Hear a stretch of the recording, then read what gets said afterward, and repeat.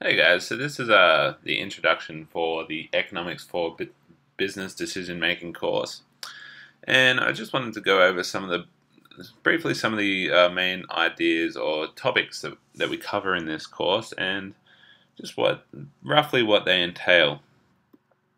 Okay, so probably the main course of study will be the ideas surrounding market structures.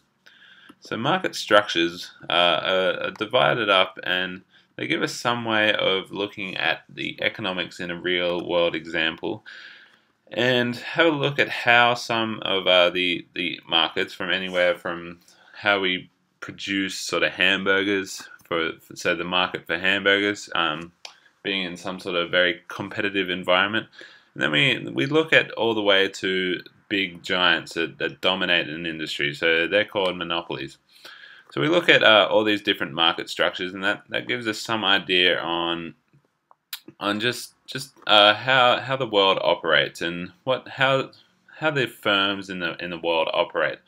And this is very important when we're talking about economics, because basically what I've found to know is these introductory economics courses are all about our supply and demand ideas, and this market structures gives us how supply and demand and how our supply and demand operate in a real world scenario.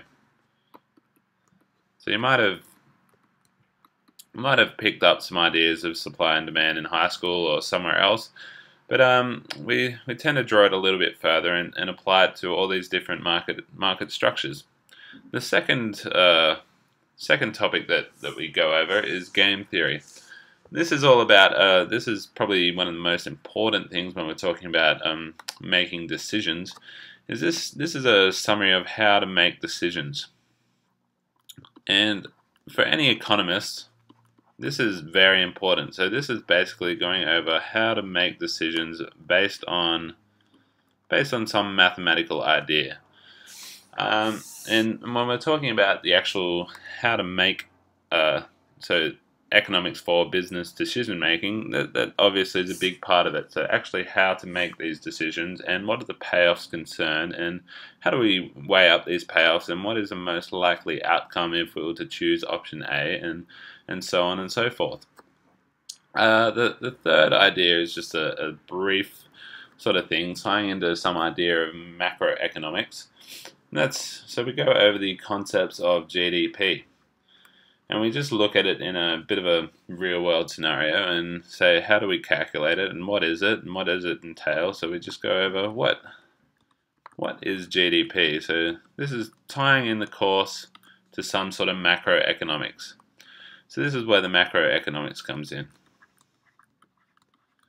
So the course at hand is basically a mixture between microeconomics and macroeconomics, and it's a bit of a hybrid, and it's just a very fundamental or very important ideas that we need to take to the further studies in second and third year subjects.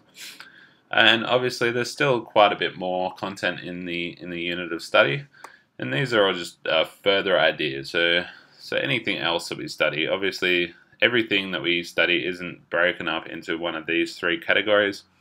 So there's a few other things that we need to go over.